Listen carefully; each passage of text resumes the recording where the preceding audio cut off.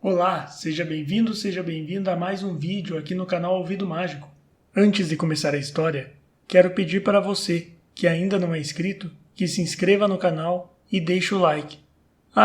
E compartilha também com aquelas pessoas que você acha que podem gostar desse tipo de conteúdo. Então, boa história!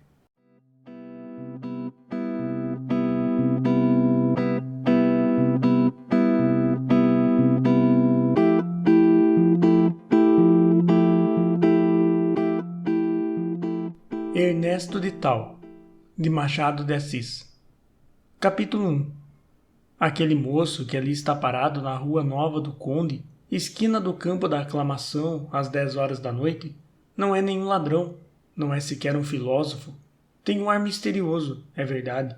De quando em quando leva a mão ao peito, bate uma palmada na coxa, ou atira fora um charuto apenas encetado. Filósofo já se vê que não era. Ratoneiro também não. Se algum sujeito acerta de passar pelo mesmo lado, o vulto afasta-se cauteloso, como se tivesse medo de ser conhecido. De 10 em 10 minutos, sobe a rua até o lugar em que ela faz ângulo com a Rua do Areal, torna a descer 10 minutos depois, para de novo subir e descer e subir, sem outro resultado mais que aumentar 5% a cólera que lhe murmura no coração. Quem o visse fazer estas subidas e descidas, bater na perna, acender e apagar charutos, e não tivesse outra explicação, suporia plausivelmente que o homem estava doido ou perto disso. Não, senhor. Ernesto de Tal, não estou autorizado para dizer o nome todo, anda simplesmente apaixonado por uma moça que mora naquela rua. Está colérico porque ainda não conseguiu receber resposta da carta que lhe mandou nessa manhã. Convém dizer que 2 dias antes tinha havido um pequeno arrufo. Ernesto quebrara o protesto de namorado que lhe fizera de nunca mais escrever-lhe, mandando nessa manhã uma epístola de 4 laudas incendiárias, com muitos sinais admirativos e várias liberdades de pontuação. A carta foi, mas a resposta não veio. De cada vez que o nosso namorado operava a descida ou subida da rua, parava defronte de uma casa assombrada, onde se dançava ao som de um piano. Era ali que morava a dama dos seus pensamentos, mas parava debalde. Nem ela aparecia à janela, nem a carta lhe chegava às mãos. Ernesto mordia então os beiços para não soltar um grito de desespero e ia desafogar os seus furores na próxima esquina. Mas que explicação tem isto? Dizia ele consigo mesmo. Por que razão não me atira ela o papel de cima da janela? Não tem que ver. Está toda entregue à dança, talvez ao namoro. Não se lembra que eu estou aqui na rua, quando podia estar lá.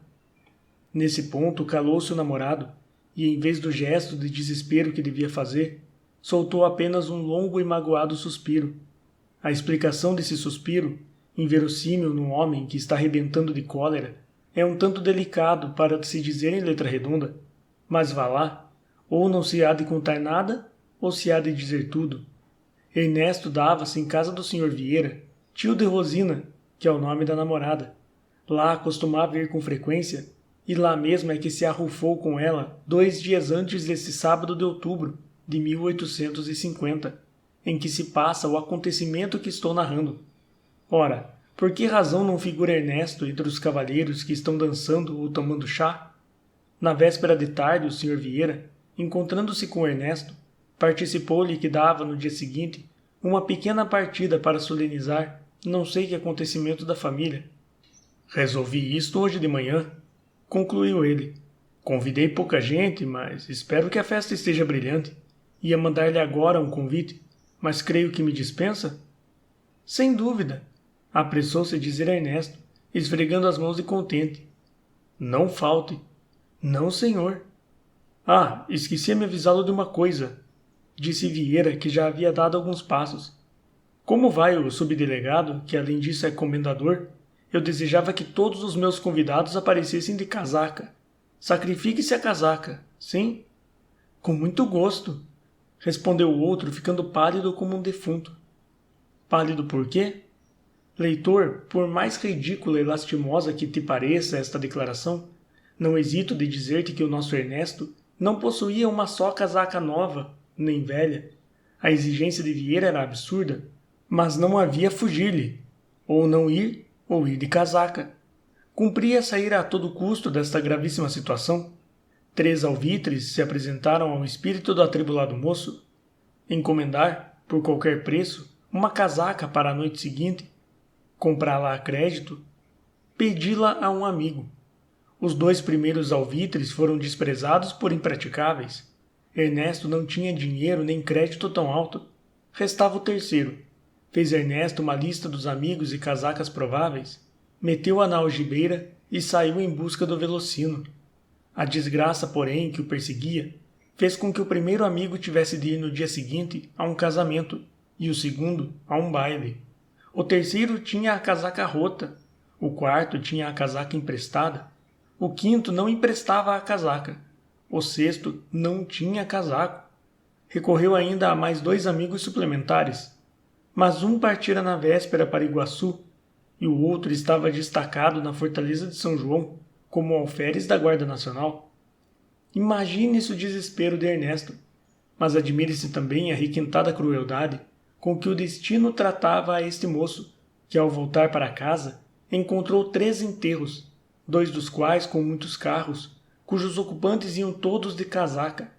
Era mister curvar a cabeça à fatalidade.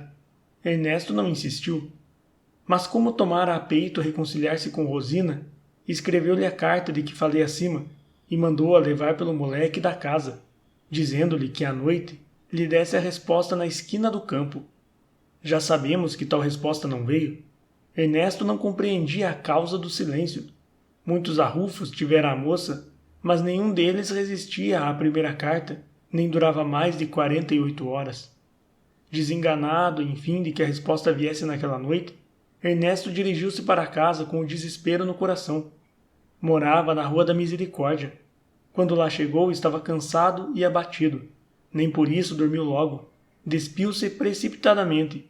Esteve a ponto de rasgar o colete, cuja fivela teimava em prender-se a um botão da calça. Atirou com as botinas sobre um aparador e quase esmigalhou uma das jarras. Deu cerca de 7 ou 8 murros na mesa. Fumou 2 charutos. Descompôs o destino, a moça, a si mesmo, até que sobre a madrugada pôde conciliar o sono. Enquanto ele dorme, indaguemos a causa do silêncio da namorada.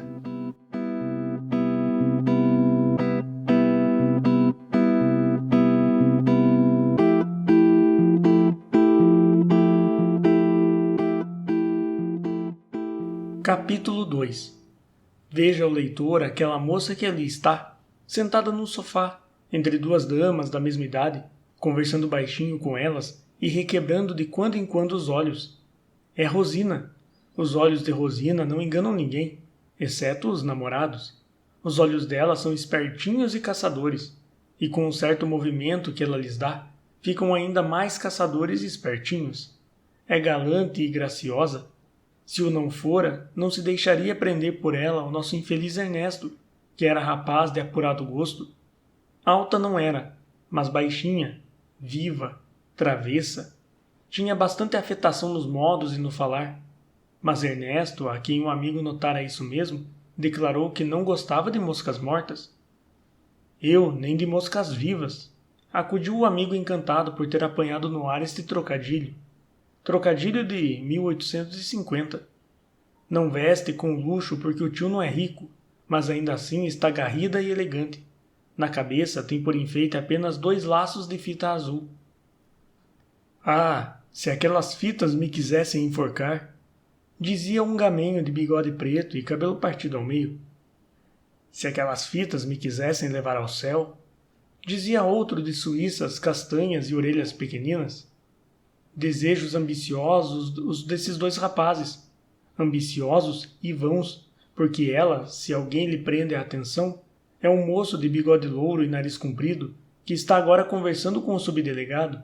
Para ele é que Rosina dirige de quando em quando os olhos, com disfarce, é verdade, não tanto porém que o não percebam as 2 moças que estão ao pé dela. Namoro ferrado, dizia uma delas à outra, fazendo um sinal de cabeça para o lado do moço de nariz comprido. Ora, Justina! Calúnias, acudiu outra moça. Cala-te, Amélia! Você quer enganar a gente? insistia Justina. Tire o cavalo da chuva. Lá está ele olhando. Parece que nem ouve o comendador. Pobre comendador. Para pau de cabeleira está grosso demais. Olha, se você não se cala, eu vou embora, disse Rosina, fingindo-se enfadada. Pois vá. Coitado do Ernesto, suspirou Amélia do outro lado. Olha que titia pode ouvir, observou Rosina, olhando de esguelha para uma velha gorda que, assentada ao pé do sofá, referia a uma comadre as diversas peripécias da última moléstia do marido. Mas por que não veio o Ernesto? Perguntou Justina. Mandou dizer a papai que tinha um trabalho urgente. Quem sabe se algum namoro também? Insinuou Justina. Não é capaz, acudiu Rosina. Bravo, que confiança, que amor, que certeza, que defensora. Não é capaz, repetiu a moça. O Ernesto não é capaz de namorar a outra. Estou certa disso. O Ernesto é um... Engoliu o resto. O quê? Perguntou Amélia. O quê? Perguntou Justina.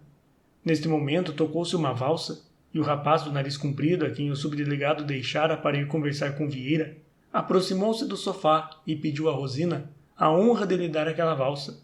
A moça abaixou os olhos com singular modéstia, murmurou algumas palavras que ninguém ouviu, levantou-se e foi valsar. Justina e Amélia chegaram-se então uma para a outra e comentaram o procedimento de Rosina e a sua maneira de valsar sem graça, mas como ambas eram amigas de Rosina, não foram estas censuras feitas em tom ofensivo, mas com brandura, como os amigos devem censurar os amigos ausentes. Não tinham muita razão as duas amigas. Rosina valsava com graça e podia pedir messas a quem soubesse aquele gênero de dança. Agora, quanto ao namoro, pode ser que tivessem razão, e tinham efetivamente. A maneira por que ela olhava e falava ao rapaz de nariz comprido despertava suspeitas no espírito mais desprevenido a seu respeito. Acabada a valsa, passearam um pouco e foram depois para o vão de uma janela. Era então 1 hora, e já o desgraçado Ernesto palmilhava na direção da Rua da Misericórdia. Eu passarei amanhã às 6 horas da tarde. Às 6 horas? Não, disse Rosina. Era a hora em que Ernesto costumava ir lá.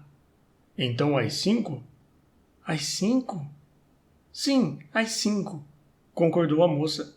O rapaz de nariz comprido agradeceu com um sorriso esta ratificação do seu tratado amoroso e proferiu algumas palavras que a moça ouviu derretida e envergonhada, entre vaidosa e modesta. O que ele dizia era que Rosina não só era a flor do baile, mas também a flor da Rua do Conde, e não só a flor da Rua do Conde, mas também a flor da cidade inteira. Isto era o que lhe dissera muitas vezes Ernesto. O rapaz de nariz comprido, entretanto, tinha uma maneira particular de elogiar uma moça.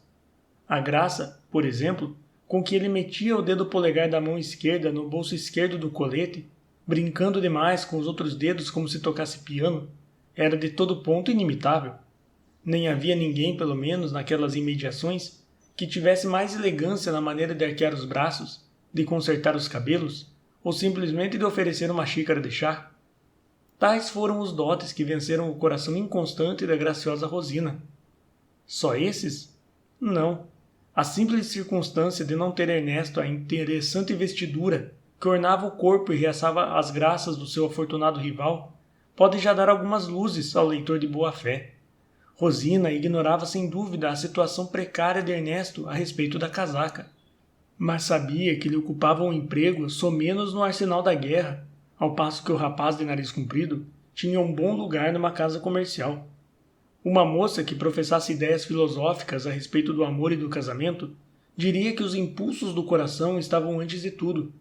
Rosina não era inteiramente avessa aos impulsos do coração e à filosofia do amor, mas tinha a ambição de figurar alguma coisa, morria por vestidos novos e espetáculos frequentes, gostava enfim de viver à luz pública. Tudo isso podia dar-lhe com o tempo o rapaz de nariz comprido, que ela antevia já na direção da casa em que trabalhava. O Ernesto, porém, era difícil que passasse do lugar que tinha no arsenal, e em todo caso não subiria muito nem depressa. Pesados os merecimentos de um e de outro, quem perdia era o mísero Ernesto. Rosina conhecia o novo candidato desde algumas semanas, mas só naquela noite tivera ocasião de o tratar de perto, de consolidar, digamos assim, a sua situação. As relações, até agora puramente telegráficas, passaram a ser verbais. E se o leitor gosta de um estilo arribicado e gongórico, dir-lhe-ei que tantos foram os telegramas trocados durante a noite entre eles, que os estados vizinhos, receosos de perder uma aliança provável, chamaram às armas a milícia dos agrados, mandaram sair a armada dos requebros, assestaram a artilharia dos olhos ternos, dos lenços na boca e das expressões suavíssimas. Mas toda essa leva de broquéis nenhum resultado deu, porque a famosa Rosina, ao menos naquela noite, achava-se entregue a um só pensamento. Quando acabou o baile, Rosina entrou na sua alcova, viu um papelinho dobrado no toucador. — Que é isto? Disse ela. Abriu. Era a resposta à carta de Ernesto que ela se esquecera de mandar. Se alguém tivesse lido? Não, não era natural. Dobrou a cartinha com muito cuidado, fechou-a com obreia, guardou-a numa gavetinha, dizendo consigo: é preciso mandá-la amanhã de manhã.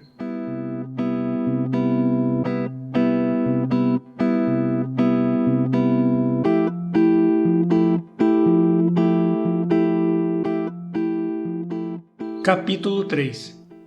Um Palerma. É o que Rosina queria dizer quando defendeu a fidelidade de Ernesto, maliciosamente atacada pelas duas amigas. Havia apenas 3 meses que o Ernesto namorava a sobrinha de Vieira, que se carteava com ela, que protestavam um ao outro eterna fidelidade, e nesse curto espaço de tempo tinha já descoberto 5 ou 6 mouros na costa. Nessas ocasiões fervia-lhe a cólera e era capaz de deitar tudo abaixo. Mas a boa menina, com a sua varinha mágica, trazia o rapaz a bom caminho, escrevendo-lhe 2 linhas ou dizendo-lhe 4 palavras de fogo. Ernesto confessava que tinha visto mal e que ela era excessivamente misericordiosa para com ele. Merecia bem que eu o não amasse mais, observava Rosina com gracioso enfado. Oh, não! Para que há de inventar essas coisas? Eu não invento, disseram-me, pois fez mal em acreditar. Fiz mal sim, você é um anjo do céu. Rosina perdoava-lhe a calúnia e as coisas continuavam como dantes. Um amigo a quem Ernesto confiava todas as suas alegrias e mágoas, a quem tomava por conselheiro e que era seu companheiro de casa, muitas vezes lhe dizia: Olha, Ernesto, eu creio que estás perdendo o teu trabalho. Como assim? Ela não gosta de ti. Impossível. Tu és apenas um passatempo. Enganas-te. Ama-me. Mas ama também a muitos outros. Jorge. Em suma, nem mais uma palavra. É uma namoradeira, concluiu o amigo tranquilamente. Ouvindo este peremptório juízo do amigo, Ernesto despedia um olhar longo e profundo, capaz de paralisar todos os movimentos conhecidos da mecânica.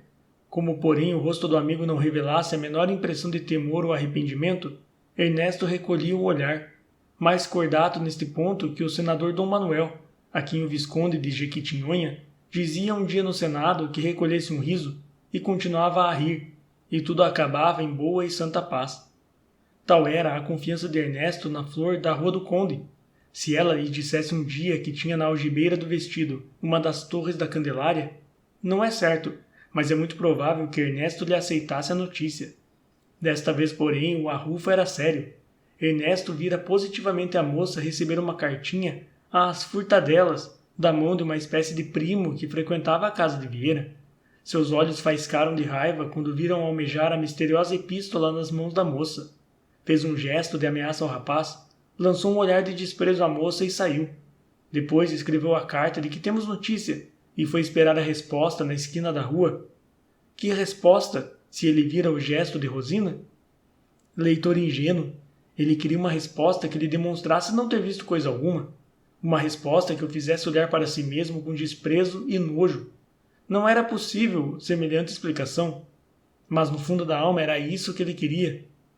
A resposta veio no dia seguinte. O rapaz que morava com ele foi acordá-lo às 8 horas da manhã para lhe entregar uma cartinha de Rosina. Ernesto deu um salto na cama, assentou-se, abriu a epístola e leu-a rapidamente. Um ar de celeste bem-aventurança revelou ao companheiro de Ernesto o conteúdo da carta.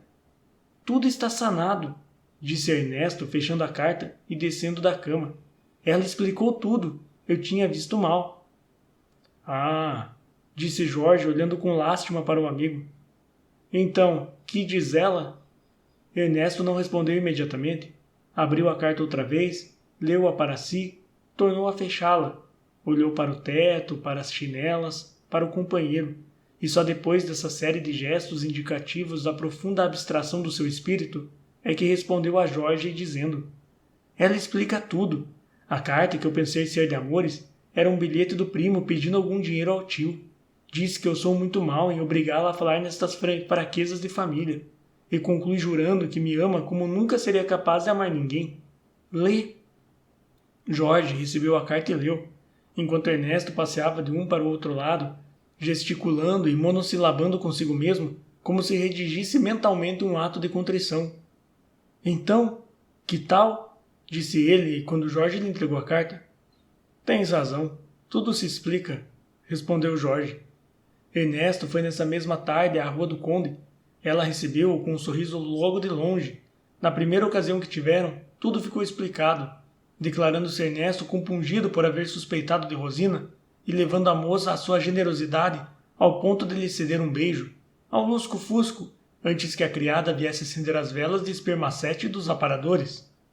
Agora tem a palavra o leitor, para interpelar-me a respeito das intenções desta moça, que, preferindo a posição do rapaz de nariz comprido, ainda se carteava com Ernesto e lhe dava todas as demonstrações de uma preferência que não existia. As intenções de Rosina, leitor curioso, eram perfeitamente conjugais. Queria casar, e casar o melhor que pudesse.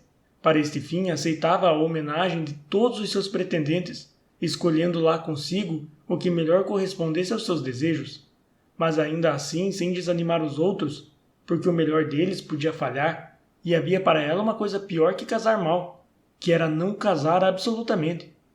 Este era o programa da moça. Junte a isso que era naturalmente loureira, que gostava de trazer ao pé de si uma chusma de pretendentes, muitos dos quais é preciso saber que não pretendiam casar, e namoravam por passatempo, o que revelava da parte desses cavalheiros uma incurável vadiação de espírito. Quem não tem cão, caça com gato, diz o provérbio. Ernesto era, pois, moral e, conjugalmente falando, o gato possível de Rosina, uma espécie de pis-aller, como dizem os franceses, que convinha ter à mão.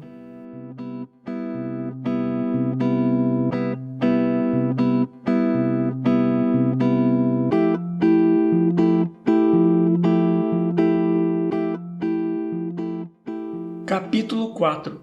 O moço de nariz comprido não pertencia ao número de namorados de Ribação. Seus intentos eram estritamente conjugais. Tinha 26 anos, era laborioso, benquisto, econômico, singelo e sincero, um verdadeiro filho de Minas. Podia fazer a felicidade de uma moça. A moça, pela sua parte, soubera insinuar-se tanto no espírito dele que por pouco lhe fez perder o emprego. Um dia, chegando-se o patrão à escrivaninha em que ele trabalhava, viu um papelinho debaixo do tinteiro e leu a palavra amor, 2 ou 3 vezes repetida. Uma que fosse bastava para fazê-lo subir às nuvens. O Sr. Gomes Arruda contraiu as sobrancelhas, concentrou as ideias e improvisou uma alocução extensa e ameaçadora, em que o mísero guarda-livros só percebeu a expressão olho da rua. Olho da rua é uma expressão grave. O guarda-livros meditou nela, reconheceu a justiça do patrão e tratou de emendar-se dos descuidos, não do amor. O amor ia se enraizando nele cada vez mais. Era a primeira paixão séria que o rapaz sentia, acrescendo que ele acertara logo de dar com uma mestra no ofício. Isto assim não pode continuar, pensava o rapaz de nariz comprido, coçando o queixo e caminhando uma noite para casa. O melhor é casar-me logo de uma vez. Com o que me dão lá em casa e o produto de alguma escrita por fora, creio que poderei correr as despesas. O resto pertence a Deus. Não tardou que Ernesto desconfiasse das intenções do rapaz de nariz comprido. Uma vez chegou a surpreender um olhar da moça e do rival. Enfadou-se e, na primeira ocasião que teve, interpelou a namorada a respeito daquela circunstância equívoca. Confesse, dizia ele. Oh, meu Deus! Exclamou a moça. Você de tudo desconfia. Olhei para ele sim, é verdade, mas olhei por sua causa. Por minha causa? Perguntou Ernesto com um tom gelado de ironia. Sim, examinava-lhe a gravata, que é muito bonita, para dar uma a você no dia de ano bom. Agora que me obrigou a descobrir tudo, veja se me lembra outro mimo, porque esse já não serve. Ernesto caiu em si. Recordou que efetivamente havia no olhar da moça uma tal ou qual intenção dadival, se me permitem este adjetivo obsoleto. Toda a sua cólera converteu-se num sorriso amável e contrito, e o arrufo não foi adiante.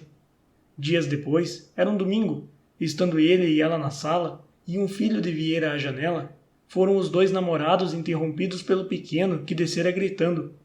Aí vem ele! Aí vem ele! Ele quem? Disse Ernesto, sentindo-se esmigalhar o coração. Chegou à janela e era o rival. Apareceu a tempo a tia de Rosina. Uma tempestade iminente já pairava na fronte afogueada de Ernesto. Pouco depois entrou na sala o rapaz de nariz comprido que, ao ver Ernesto, pareceu sorrir maliciosamente. Ernesto encordoou-o. Seus olhares, se fossem punhais, teriam cometido 2 assassinatos naquele instante. Conteve-se, porém, para melhor observar os dois. Rosina não parecia prestar ao outro atenção de caráter especial. Tratava-o com polidez apenas. Isto aquietou um pouco o ânimo revolto do Ernesto, que ao cabo de 1 hora estava restituído à sua usual bem-aventurança. Não reparou, porém, nos olhares desconfiados que o rapaz de nariz comprido lhe lançava de quando em quando. O sorriso malicioso desaparecera dos lábios do guarda-livros. A suspeita entrara-lhe no espírito ao ver a maneira indiferente, ou quase, com que o tratava Rosina, posto tratasse de igual modo ao outro pretendente. Será seriamente um rival? Pensava o rapaz de nariz comprido. Na primeira ocasião em que pôde trocar 2 palavras com a namorada, sem testemunhas, o que foi logo no dia seguinte, manifestou a desconfiança que lhe escurecera o espírito até ali tão cor-de-rosa. Rosina soltou uma risada, uma dessas risadas que levam a convicção ao fundo da alma, a tal ponto que o rapaz de nariz comprido julgou de sua dignidade não insistir na absurda suspeita. Já lhe disse, ele bem vontade tem de que eu o namore, mas perde o tempo, eu só tenho uma cara e um coração. Oh, Rosina, tu és um anjo. Quem dera. Um anjo, sim, insistiu o rapaz de nariz comprido, e creio que posso chamar-te brevemente minha esposa. Os olhos da moça faiscaram de contentamento. Sim, continuou o namorado, daqui a 2 meses estaremos casados. Ah, se todavia... Rosina empalideceu. Todavia, repetiu ela. Se todavia o Sr. Vieira consentir... Por que não? Disse a moça, tranquilizando-se do susto que tivera. Ele deseja a minha felicidade, e o casamento contigo é a minha felicidade maior. Ainda quando, porém, se opõe aos impulsos do meu coração. Basta que eu queira para que os nossos desejos se realizem. Mas descansa, meu tio não porá obstáculos. O rapaz de nariz comprido ficou ainda a olhar para a moça alguns minutos, sem dizer palavra. Admirava 2 coisas, a força da alma de Rosina e o amor que ela lhe dedicava. Quem rompeu o silêncio foi ela. Mas então daqui a 2 meses? Só se a sorte me for adversa. E poderá sê-lo? Quem sabe? Respondeu o rapaz de nariz comprido com um suspiro de dúvida. Logo depois desta perspectiva de felicidade, a concha em que pesavam as esperanças de Ernesto começou a subir um pouco. Ele via que Rosina efetivamente parecia ir diminuindo as cartas, e nas poucas que já então recebia dela, a paixão era menos intensa, a frase estudada, acanhada e fria. Quando estavam juntos havia menos intimidade expansiva. A presença dele parecia constrangê-la. Ernesto entrou seriamente a crer que a batalha estava perdida. Infelizmente, a tática deste namorado era perguntar à própria moça se eram fundadas as suspeitas dele, ao que ela respondia vivamente que não, e isto bastava restituir-lhe a paz do espírito. Não era longa nem profunda a aquietação. O laconismo epistolar de Rosina, a frieza de seus modos, a presença do outro, tudo isso sombreava singularmente o espírito de Ernesto. Mas tão depressa caía no abismo do desespero, como ascendia às regiões da celeste bem-aventurança, mostrando assim o que a natureza queria que ele fosse, alma inconsistente e passiva, levada, como a folha, ao sabor de todos os ventos. Entretanto, era difícil que a verdade não lhe metesse pelos olhos. Um dia reparou que, além da suspeitosa afetuosidade de Rosina, havia da parte do tio certas atenções características para com o rival. Não se enganava. Conquanto o novo pretendente ainda não houvesse pedido formalmente a mão da moça, era quase certo para o Sr. Vieira que nele se preparava novo sobrinho, e acertando de ser este um homem do comércio, não podia haver, na opinião do tio, mais feliz escolha. Desisto de pintar os desesperos, os terrores, as imprecações de Ernesto, no dia em que a certeza da derrota, mais funda e de raiz, se lhe cravou no coração. Já então lhe não bastou a negativa de Rosina, que aliás lhe pareceu frouxa, e efetivamente o era. O triste moço chegou a desconfiar que a amada e o rival estariam de acordo para mofar dele. Como por via de regra, é da nossa miserável condição que o amor próprio domine o simples amor, apenas aquela suspeita lhe pareceu provável. Apoderou-se dele uma feroz indignação, e duvido que nenhum quinto ato de melodrama ostente maior soma de sangue derramado do que ele verteu na fantasia. Na fantasia, apenas, compassiva leitora, não só porque ele era incapaz de fazer mal a seu semelhante, mas sobretudo porque repugnava à sua natureza achar uma resolução qualquer. Por esse motivo, depois de muito e longo cogitar, confiou todos os seus pesares e suspeitas ao companheiro de casa e pediu-lhe um conselho. Jorge deu-lhe 2. Minha opinião, disse Jorge, é que não te importes com ela e vás trabalhar, que é coisa mais séria. Nunca! Nunca trabalhar? Não, nunca esquecê-la. Bem, disse Jorge, descalçando a bota do pé esquerdo. Nesse caso, vai ter com esse sujeito de quem desconfias e entende-te com ele. Aceito, exclamou Ernesto. É o melhor. Mas, continuou ele depois de refletir um instante, e se ele não for meu rival, que hei de fazer? Como descobrir se há outro? Nesse caso, disse Jorge, estendendo-se filosoficamente na marquesa. Nesse caso, o meu conselho é que tu, ele e ela vão todos para o diabo que os carregue. Ernesto cerrou os ouvidos à blasfêmia, vestiu-se e saiu.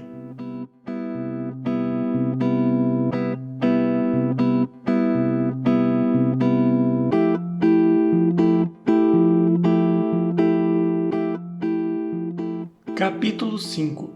Apenas saiu à rua, embicou Ernesto para a casa em que trabalhava o rapaz de nariz comprido, resolvido a explicar-se de uma vez com ele. Hesitou alguma coisa, é verdade, e esteve a pique de arrepiar carreira, mas a crise era tão violenta que triunfou da frouxidão de ânimo, e 20 minutos depois chegava ele ao seu destino.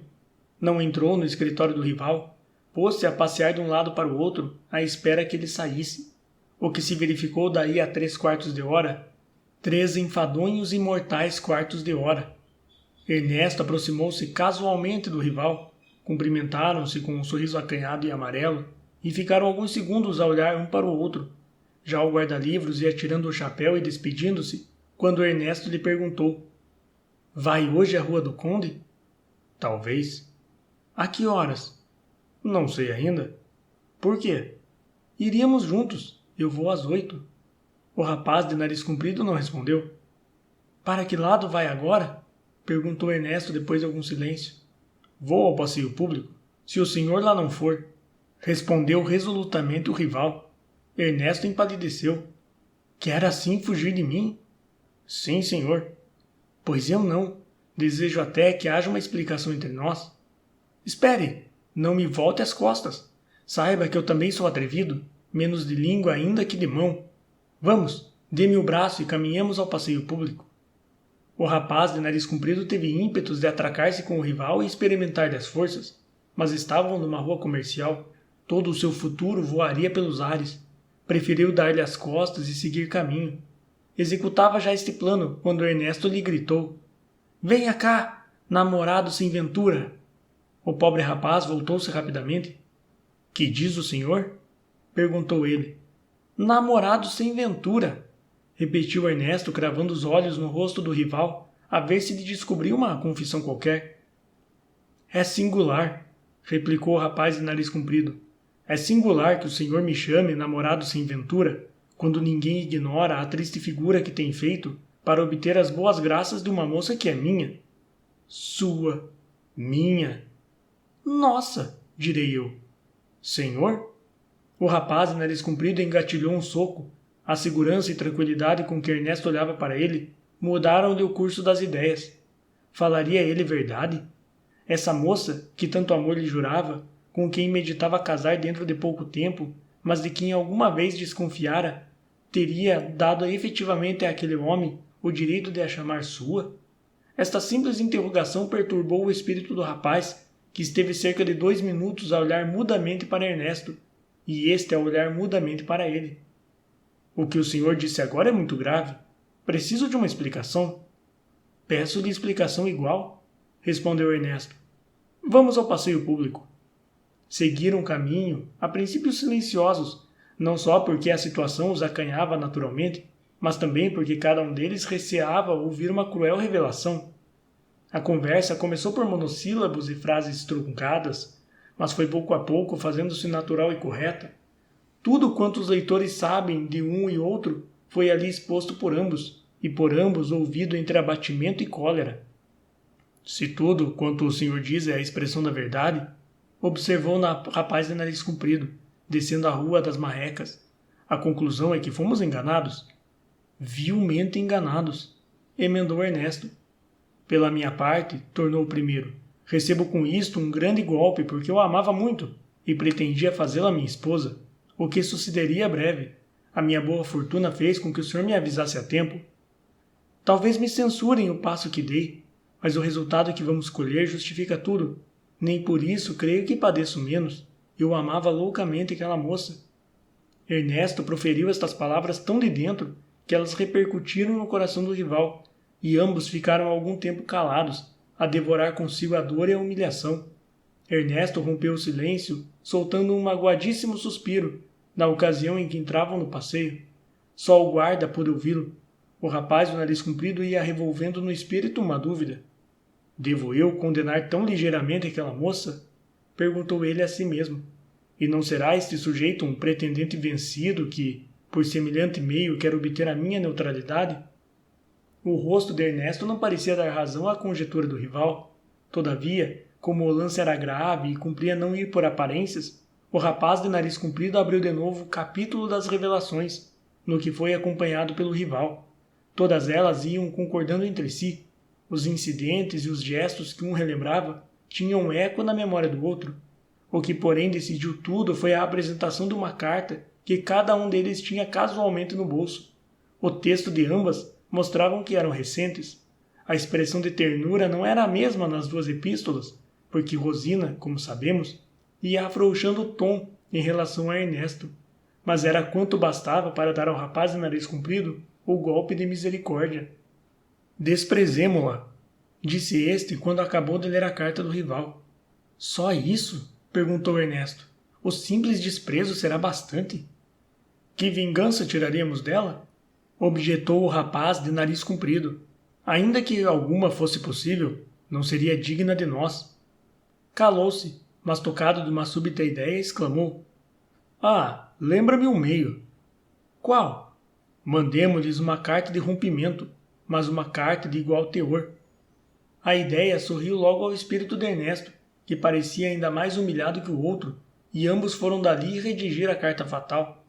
No dia seguinte, logo depois do almoço, estava Rosina em casa, muito sossegada, longe de esperar o golpe, e até forjando planos de futuro, que assentavam todos no rapaz de nariz comprido, quando o moleque lhe apareceu com 2 cartas. Nhanhã Rosina, disse ele, esta carta é de Sr. Ernesto, e esta... Que é isso? Disse a moça. Os 2? Não, explicou o moleque. Um estava na esquina de cima, o outro na esquina de baixo. E fazendo tinir no bolso alguns cobres que os 2 rivais lhe haviam dado, o moleque deixou a senhora moça ler à vontade as 2 missivas. A primeira que abriu foi a de Ernesto e dizia assim: Senhora, hoje que tenho certeza da sua perfídia, certeza que já nada me pode arrancar do espírito, tomo a liberdade de lhe dizer que está livre e eu reabilitado. Basta de humilhações. Pude dar-lhe crédito enquanto lhe era possível enganar-me. Agora, adeus para sempre. Rosina levantou os ombros ao ler esta carta. Abriu rapidamente a do rapaz de nariz comprido e leu. Senhora, Hoje que tenho certeza da sua perfídia, certeza que já nada me pode... Daqui para diante foi crescendo a surpresa. Ambos se despediam, ambos por igual teor. Logo, tinham descoberto tudo um ao outro. Não havia meio de reparar nada. Tudo estava perdido. Rosina não costumava chorar. Esfregava às vezes os olhos para os fazer vermelhos quando havia necessidade de mostrar a um namorado que se ressentia de alguma coisa. Desta vez, porém, chorou deveras, não de mágoa, mas de raiva. Triunfavam ambos os rivais. Ambos lhe fugiam e lhe davam de comum acordo o último golpe. Não havia resistir. Entrou-lhe na alma o desespero. Por desgraça, não havia no horizonte a mais ligeira vela. O primo, a quem aludimos num dos capítulos anteriores, andava com ideias a respeito de outra moça, e ideias já conjugais. Ela mesma descuidara o seu sistema durante os últimos 30 dias, deixando sem resposta alguns olhares interrogadores. Estava, pois, abandonada de Deus e dos homens. Não, ainda lhe restava um recurso.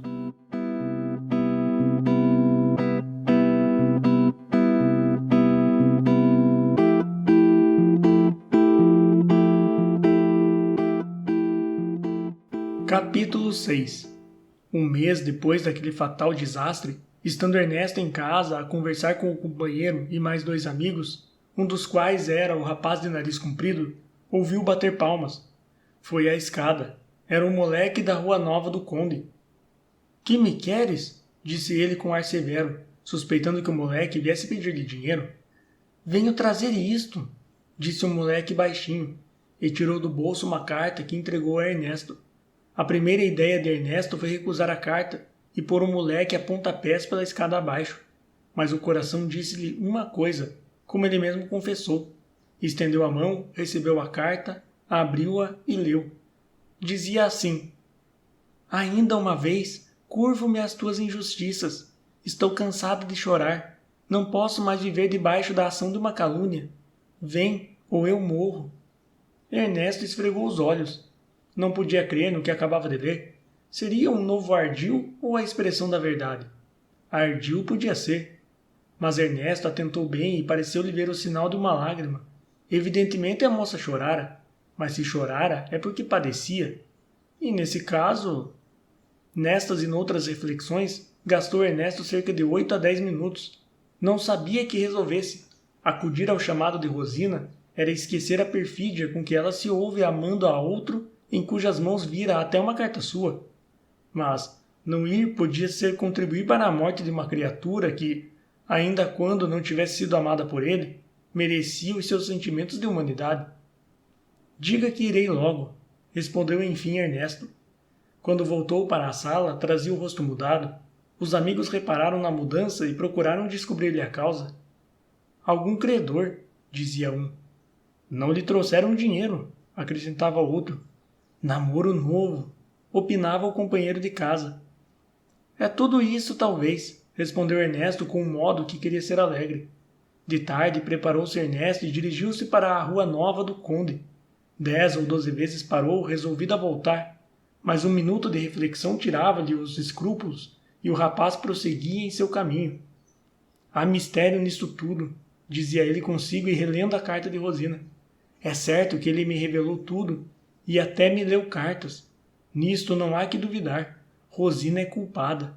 Enganou-me. Namorava a outro, dizendo-me que só amava a mim. Mas por que esta carta? Se ela amava ao outro, por que ele não escreve? Investiguemos tudo isso. A última hesitação do digno rapaz foi ao entrar na Rua Nova do Conde. Seu espírito vacilou dessa vez mais que nunca. 10 minutos gastou em passinhos, ora para trás, ora para diante, sem assentar numa coisa definitiva.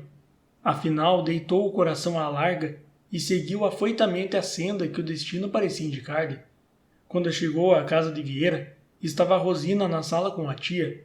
A moça teve um movimento de alegria, mas, tanto quanto Ernesto pôde examinar-lhe as feições, a alegria não foi tal que pudesse disfarçar-lhe os sulcos das lágrimas. O que é certo é que um véu de melancolia parecia envolver os olhos travessos da bela Rosina. Nem já eram travessos, estavam desmaiados ou mortos. Oh, ali está a inocência, disse Ernesto consigo. Ao mesmo tempo, Envergonhado por esta opinião tão benevolente e lembrando-se das revelações do rapaz de nariz comprido, Ernesto assumiu um ar severo e grave, menos de namorado do que de juiz, menos de juiz que de algoz. Rosina cravou os olhos no chão. A tia da moça perguntou a Ernesto as causas da sua ausência tão prolongada. Ernesto alegou muito trabalho e alguma doença, as primeiras desculpas que ocorrem a todo homem que não tem desculpa. Trocadas mais algumas palavras, saiu a tia da sala para ir dar umas ordens, tendo já ordenado disfarçadamente ao Juquinha que ficasse na sala. Juquinha, porém, trepou a uma cadeira e pôs-se às janelas. Os dois tiveram tempo para explicações. A situação era à esquerda, mas não se podia perder tempo. Bem o compreendeu Rosina, que rompeu logo estas palavras. Não tem remorsos?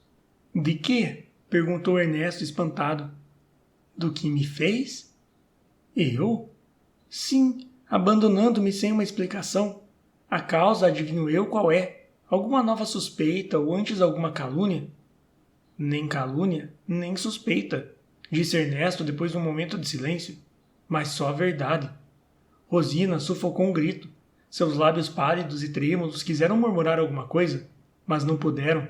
Dos olhos arrebentaram-lhe 2 grossas lágrimas. Ernesto não podia vê-la chorar.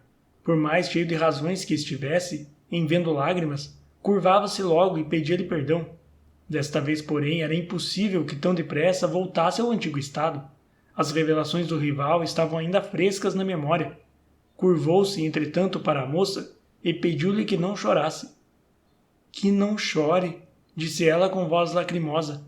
Pede-me que não chore quando eu vejo fugir minha felicidade das mãos, sem ao menos merecer a sua estima, porque o senhor despreza-me, sem ao menos saber o que é essa calúnia para desmenti-la ou desmascará-la. É capaz disto? Perguntou Ernesto com fogo. É capaz de confundir a calúnia? Sou, disse ela com um magnífico gesto de dignidade. Ernesto expôs em resumo a conversa que tivera com o rapaz de nariz comprido e concluiu dizendo que vira uma carta dela. Rosina ouviu calada a narração. Tinha o peito ofegante, sentia-se a comoção que a dominava. Quando ele acabou, soltou uma torrente de lágrimas. Meu Deus, disse baixinho Ernesto, podem ouvi-la. Não importa, exclamou a moça. Estou disposta a tudo. Diga-me, pode negar o que lhe acabo de contar? Tudo não. Alguma coisa é verdade, respondeu ela com voz triste. Ah, a promessa de casamento é mentira. Não houve mais que 2 cartas, 2 apenas. E isto por sua culpa. Por minha culpa? Exclamou Ernesto tão assombrado como se acabasse de ver um dos castiçais a dançar. Sim, repetiu ela, por sua culpa, não se lembra? Tinha-se arrufado uma vez comigo e eu... Foi uma loucura para metê-lo em brios, para vingar-me. Que loucura! Correspondia ao namoro daquele indivíduo sem educação. Foi demência minha, bem vejo. Mas que quer? Eu estava despeitada. A alma de Ernesto ficou fortemente abalada com essa exposição que a moça lhe fazia dos acontecimentos. Era claro para ele que Rosina negaria tudo se o seu procedimento tivesse alguma intenção má. A carta diria que era imitação da sua letra. Mas não, ela confessava tudo com a mais nobre e rude singeleza desse mundo. Somente, e nisto estava a chave da situação, a moça explicava a que impulsos de despeito cedera, mostrando assim, se podemos comparar o coração a um pastel, debaixo do invólucro da leviandade, a nata do amor. Decorreram alguns segundos de silêncio, em que a moça tinha os olhos pregados no chão, na mais triste e melancólica atitude que jamais teve uma donzela arrependida. Mas não viu que esse ato de loucura podia causar a minha morte? Disse Ernesto. Rosina estremeceu ouvindo essas palavras que Ernesto lhe disse, com a voz mais doce dos seus antigos dias. Levantou os olhos para ele e tornou a pousá-los no chão. Se eu tivesse refletido nisso, observou ela, não faria nada do que fiz. Tem razão, ia dizendo Ernesto, mas levado do mau espírito de vingança, entendeu que a leviandade da moça devia ser punida com alguns minutos mais de dúvida e recriminação. A moça ouviu ainda muitas coisas que lhe disse Ernesto, e a todas respondeu com um ar tão contrito e palavras tão repassadas de amargura que o nosso namorado sentia quase rebentarem-lhe as lágrimas dos olhos. Os de Rosina estavam já mais tranquilos, e a limpidez começava a tomar o lugar da sombra melancólica. A situação era quase a mesma de algumas semanas antes. Faltava só consolidá-la com o tempo. Entretanto, disse Rosina, não pense que lhe peço mais do que me cumpre. Meu procedimento alguma punição há de ter, e eu estou perfeitamente resignada. Pedi-lhe que viesse aqui a fim de me explicar o seu silêncio. Pela minha parte, expliquei-lhe o meu desvario. Não posso ambicionar mais. Não pode? Não, meu fim era não desmerecer a sua estima. E por que não o meu amor? Perguntou Ernesto. Parece-lhe que o coração possa apagar de repente e por simples esforço de vontade a chama de que viveu longos dias? Oh, isso é impossível, respondeu a moça, e pela minha parte sei o que vou padecer. Demais, disse Ernesto. O culpado de tudo fui eu, francamente o confesso. Ambos nós temos que perdoar um ao outro. Perdoo-lhe a leviandade. Perdoa-me o fatal arrufo? Rosina, a menos de ter um coração de bronze, não podia deixar de considerar o perdão que o namorado lhe pedia. Foi recíproca a generosidade. Como na volta do filho pródigo, as duas almas festejavam aquela renascença de felicidade e amaram-se com mais força que nunca. 3 meses depois, dia por dia, foi celebrado na igreja de Santa Ana, que era então no campo da aclamação, o consórcio dos 2 namorados. A noiva estava radiante de ventura. O noivo parecia respirar os ares do paraíso celeste. O tio de Rosina deu um sarau, a que compareceram os amigos de Ernesto, exceto o rapaz de nariz comprido. Não quer isto dizer que a amizade dos dois viesse a esfriar.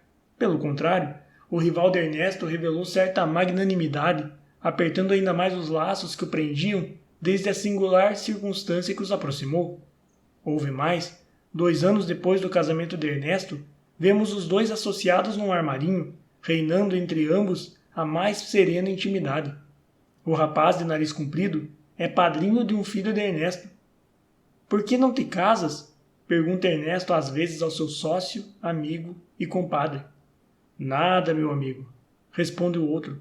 Eu já agora morro solteiro.